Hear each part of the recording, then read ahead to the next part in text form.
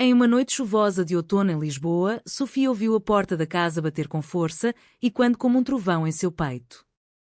Seu pai, com os olhos vermelhos de raiva, gritou que ela era uma vergonha para a família, que sua confissão de amar outra mulher era um pecado imperdoável.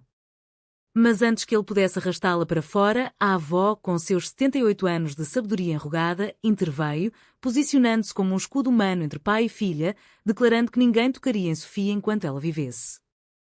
Sofia tremia no corredor escuro, o coração acelerado como se estivesse prestes a explodir. Ela havia planejado aquele momento por meses, ensaiando as palavras em frente ao espelho do banheiro, mas nada preparara para a fúria que se desenrolou. Sua mãe chorava em silêncio no canto da sala, incapaz de escolher um lado, enquanto o avô, sentado em sua poltrona favorita, murmurava orações antigas, seus olhos frios fixos nela como se ela fosse uma estranha invasora. A avó, Dona Maria, sempre fora a âncora da família. Viúva há décadas, ela criara os filhos sozinha em tempos difíceis, após a Revolução dos Cravos, quando Portugal ainda lutava para se libertar das sombras do passado. Sofia lembrava-se das histórias que a avó contava sobre lutas por liberdade, sobre mulheres que desafiavam normas para sobreviver. Agora era a vez de Sofia lutar, mas ela não esperava que a batalha começasse dentro de casa. Naquela noite, após o confronto inicial, Sofia se refugiou no quarto da avó, um pequeno espaço cheio de fotos antigas e o cheiro de lavanda. Dona Maria sentou-se ao lado dela na cama, pegando sua mão trêmula. "Minha menina, o mundo é cruel com quem ama diferente", disse ela com voz baixa, mas firme. "Eu vi isso na minha juventude. Amigas que sumiram, famílias que se romperam. Mas você não está sozinha. Eu protejo você."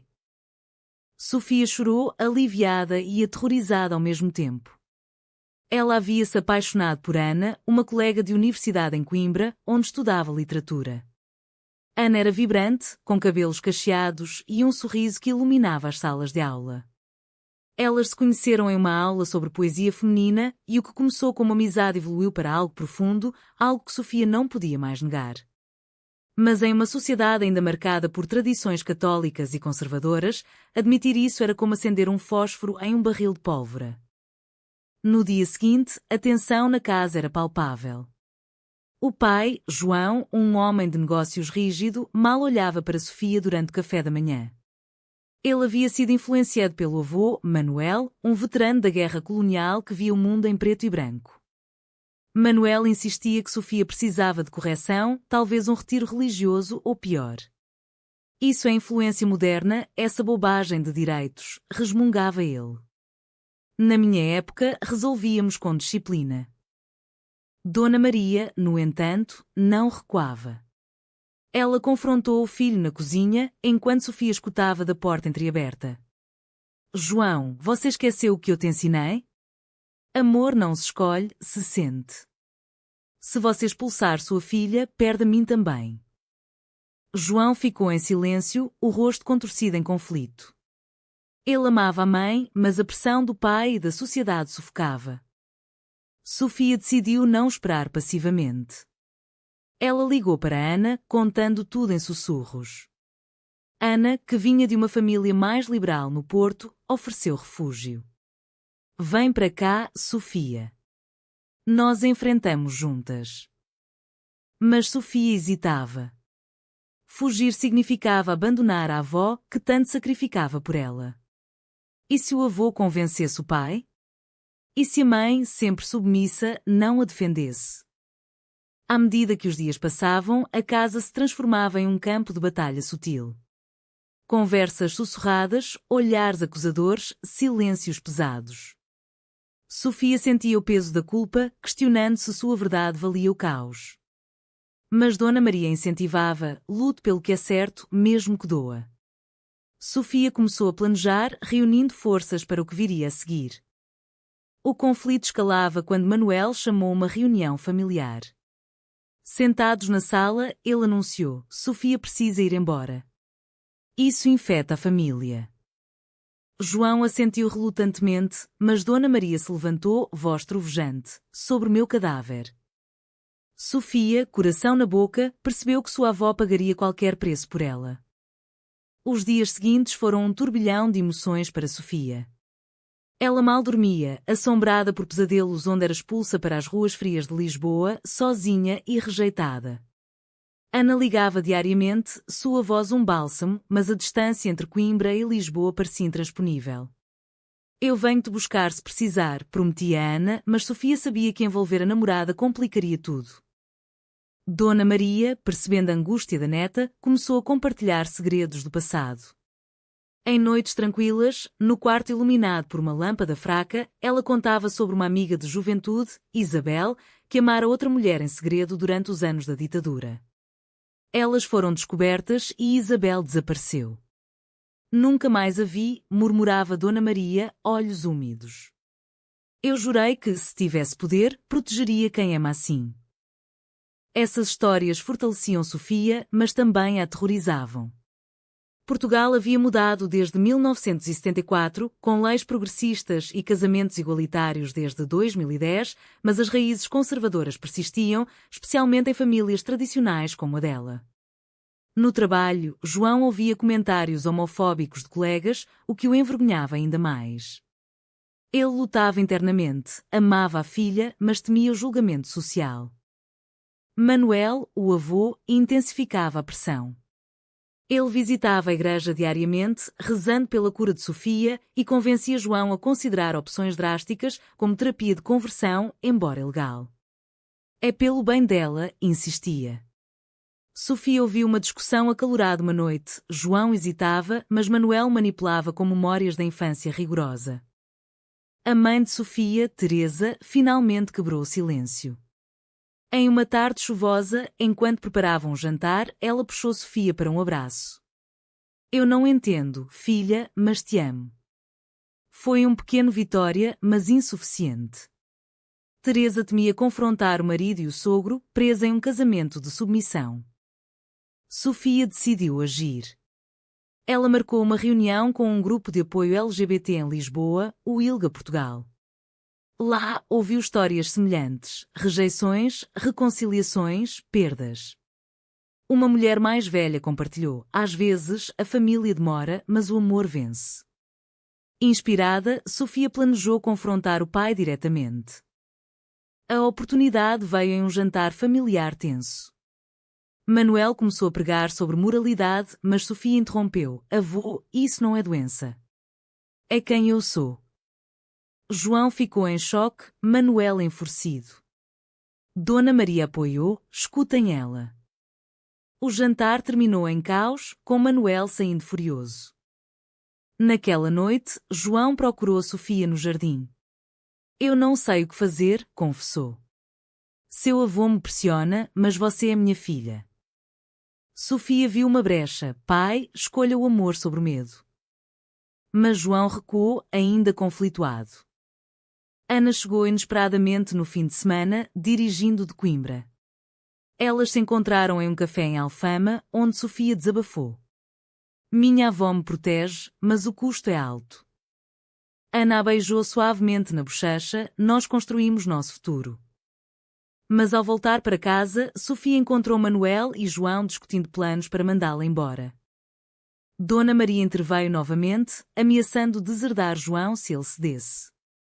Você perde tudo por preconceito? João chorou, dividido.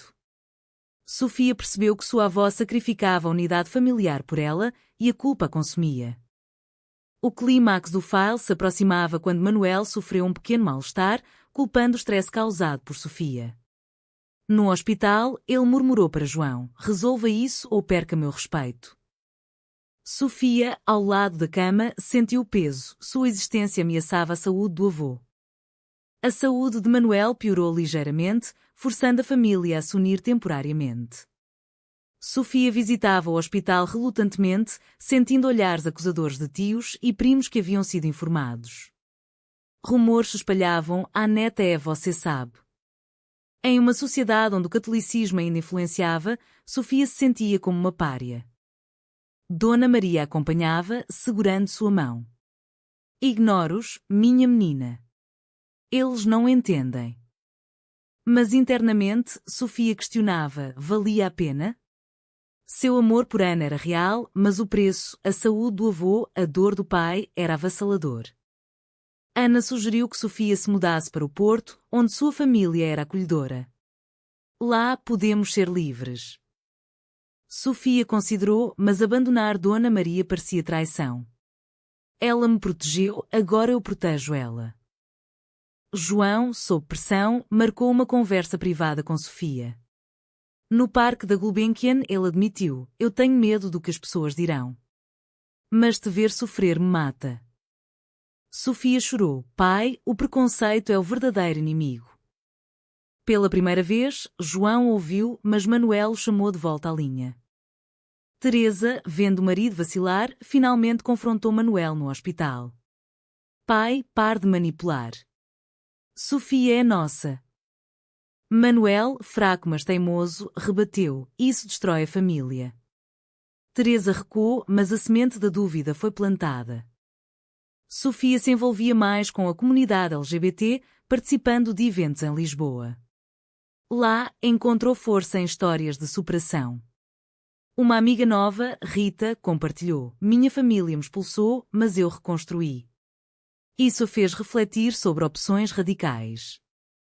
O conflito escalou quando Manuel, ao voltar para casa, exigiu que Sofia saísse. Ou ela vai, ou eu. João, em pânico, concordou relutantemente. Dona Maria explodiu: então eu vou com ela. A casa se dividiu, com Teresa no meio. Sofia embalou suas coisas, coração partido.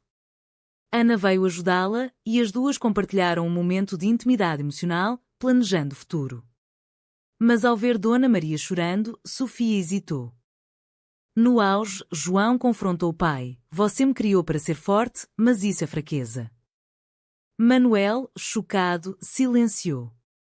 Foi um turning point, mas o dano estava feito. Sofia partiu temporariamente para o apartamento de uma amiga, com Dona Maria insistindo em acompanhá-la. Nós enfrentamos juntas.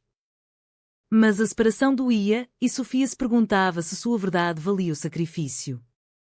Vivendo em um pequeno apartamento em Bairro Alto, Sofia e Dona Maria reconstruíam a vida. Ana visitava frequentemente, trazendo risos e esperança. Veja, estamos livres, dizia Ana, mas Sofia via o cansaço nos olhos da avó. João ligava esporadicamente, pedindo perdão. Seu avô é teimoso, mas eu errei. Sofia perdoava, mas a mágoa persistia. Teresa enviava mensagens secretas de apoio, revelando que discutia com Manuel. Manuel, sozinho em casa, começava a refletir. Um dia, assistindo a um documentário sobre direitos LGBT, ele questionou suas crenças. Mas o orgulho o impedia de admitir. Sofia trabalhava em uma livraria, onde encontrou aceitação. Colegas a incentivavam, e ela escreveu um diário sobre sua jornada, sonhando em publicá-lo. O reencontro familiar veio em um aniversário de Teresa. Manuel, relutante, permitiu a presença de Sofia. A tensão era elétrica. Durante o jantar, Manuel murmurou: talvez eu esteja errado. Foi um choque, mas insuficiente. Ana acompanhou Sofia, enfrentando olhares. Eu amo sua filha, declarou ela a João. Ele assentiu, um passo adiante. Dona Maria mediava, exausta mas determinada. Seu saúde fraquejava e Sofia culpava o stress. A avó pare de se sacrificar. Dona Maria sorria: por você, vale tudo. O clímax veio quando Manuel sofreu outro mal-estar. No hospital, ele confessou a Sofia: eu temi perder o controle. Perdoe-me. Lágrimas rolaram e a família começou a curar. João abraçou a filha: volte para casa. Mas Sofia hesitou, valorizando sua independência. A reconciliação foi gradual. Sofia voltou, mas com condições: aceitação total. Manuel, mudado pela proximidade da morte, estudava sobre diversidade. Eu era cego, admitia. Ana se integrou à família, jantares tornando-se normais. Teresa florescia, defendendo a filha publicamente. Dona Maria, a heroína, via sua neta feliz. Eu paguei o preço, mas ganhei tudo. Sofia e Ana planejavam um futuro, talvez casamento. Mas reflexões persistiam. Quantas famílias se rompem por preconceito? Sofia publicou seu diário, inspirando outros. O livro A Proteção da Avó tocava corações em Portugal. No fim, a família unida celebrava. Mas Sofia se perguntava: foi certo impor minha verdade, mesmo custando tanto? Ou o silêncio seria melhor?